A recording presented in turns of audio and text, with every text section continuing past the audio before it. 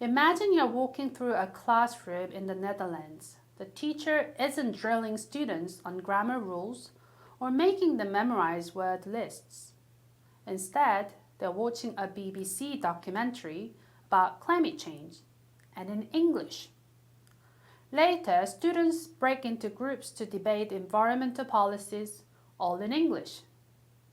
Mistakes happen constantly, but nobody seems worried. Now picture a classroom in Singapore. A primary school math teacher is explaining fractions in English.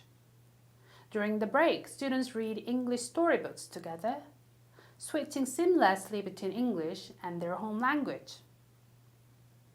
These scenes are worlds apart from what we often see in South Korea, where English is often treated like a high-stakes test rather than a tool for communication. But what if I told you that these immersion-based, creativity-focused approaches are why countries like the Netherlands, Sweden, and Singapore consistently outperform not just Korea, but most of the world in English proficiency rankings?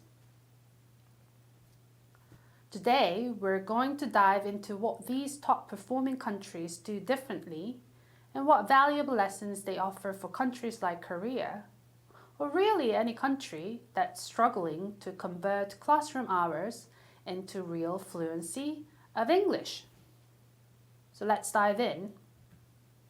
Let's start in the Netherlands, a small country that consistently ranks in the global top 5 for English proficiency among non-native speakers. But here's the remarkable thing. Dutch students don't actually spend much more time in English class than their Korean peers. The difference is how English is woven into everyday life. If you've ever visited the Netherlands, you will actually notice something immediately. Television shows, movies, or even YouTube videos are rarely dubbed into Dutch. From a young age, children are constantly exposed to authentic English, not just in school, but in their leisure time. In the classroom, English is not a standalone subject. It's used to teach actual content, whether it's history, science, or even project learning and project-based learning. This approach, called Content and Language Integrated Learning, CLIL, forces students to think critically in English, not just memorize pre-taught phrases. When Dutch students speak, they don't aim for perfection. They focus on getting their points across, and that confidence shines through. For countries struggling with English-speaking anxiety, this natural content-first exposure could be a game changer. Now, let's fly north to Sweden, another global English powerhouse. Here's a fun fact. Swedish children are some of the youngest YouTube creators in the world, and many of them upload contents entirely in English. Why? Because English isn't just something they study, it's something they live. Like the Netherlands, Sweden has minimal dubbing of foreign contents. Swedish students grow up watching English language TV, playing online games with global friends, and even following their favorite influencers in English. In schools, English is introduced early, but not in a test-obsessed way.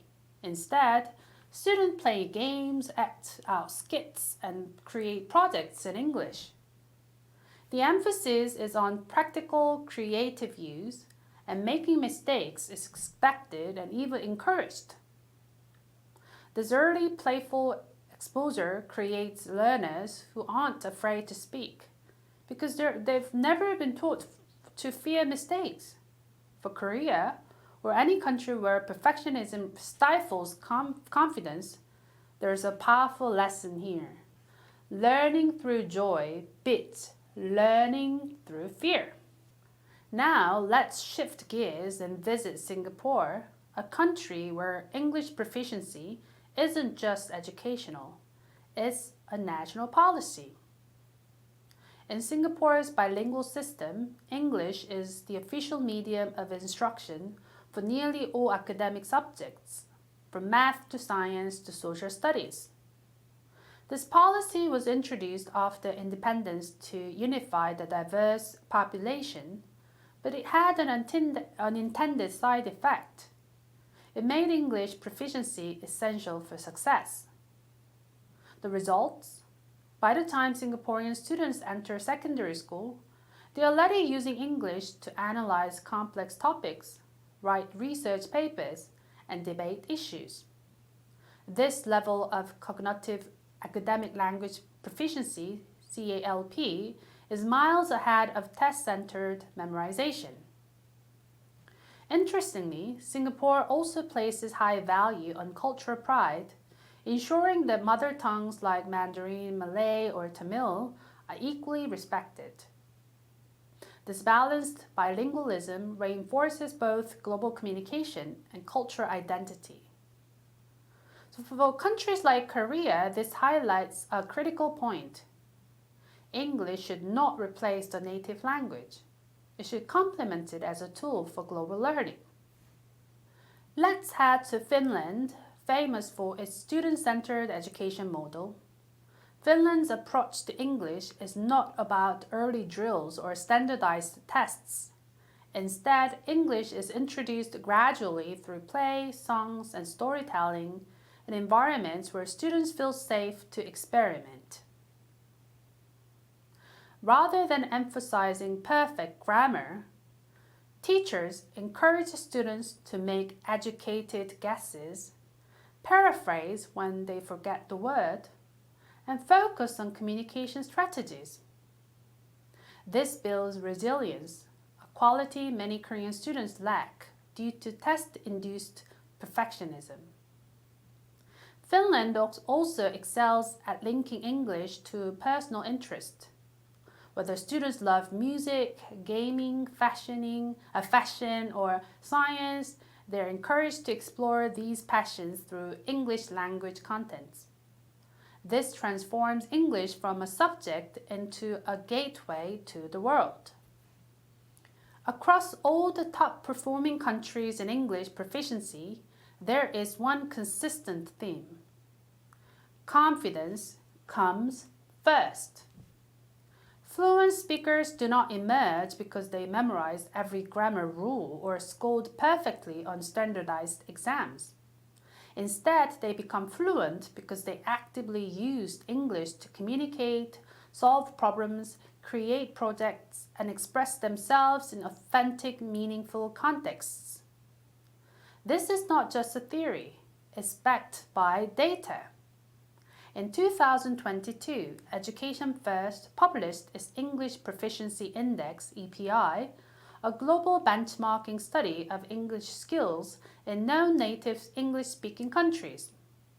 According to the EF report, countries that emphasize conversational fluency and creative language use consistently outperformed countries that prioritize grammar drills and test preparation, even when the measurement itself was done through standardized assessments. In other words, students who regularly spoke English confidently, even if imperfectly, ultimately scored higher on formal tests than students who spent years obsessing over grammatical correctness without much speaking practice. Linguistic research consistently supports these real-world examples. Studies in second language acquisition show that early, frequent, and low-pressure speaking practice leads to higher long-term fluency than methods that focus exclusively on grammar drills and rote learning.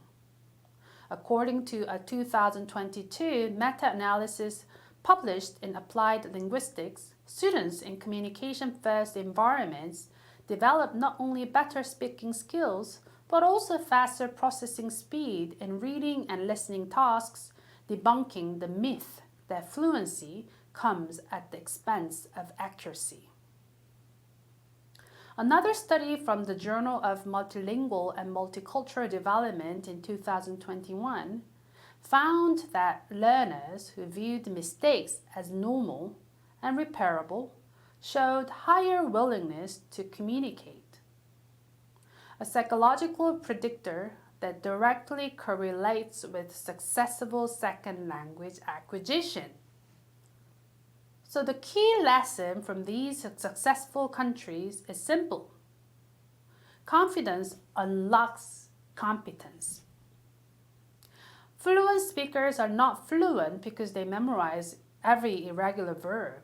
They're fluent because they had the courage to speak even when their grammar wasn't perfect. And the more they spoke, the more natural their grammar became over time. But then when learners fear mistakes, they speak less. When they speak less, they miss out on practice. And without practice, they never develop the fluency they desire, no matter how many hours they study. This is what Korea and other test-centric education systems need to understand. Fluency is not a prize given to grammar masters. It's the natural result of using the language for real purposes.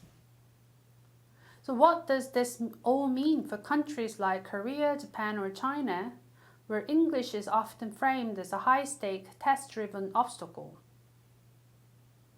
First, English needs to become a living language, used in real academic tasks, not just test prep. Second, students need authentic exposure to real-world English, from podcasts to online gaming, and you can listen to a lot of my videos in this case.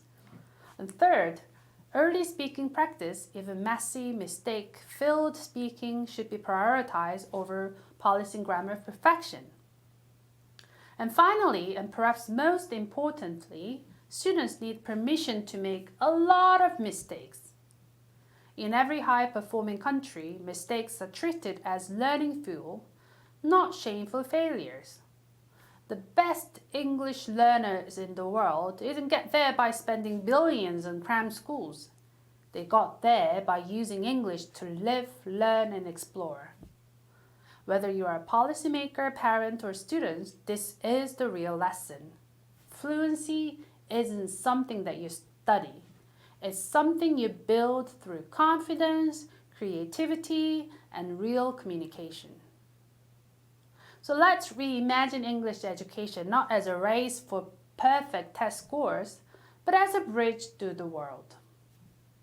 If you found today's deep dive interesting, please like, subscribe, and leave comments below. How does your country teach English? What do you think works the best? Test, immersion, or something in between? Let's keep this conversation rolling. Thank you very much for watching, and I'll see you in the next time. Thank you. Bye.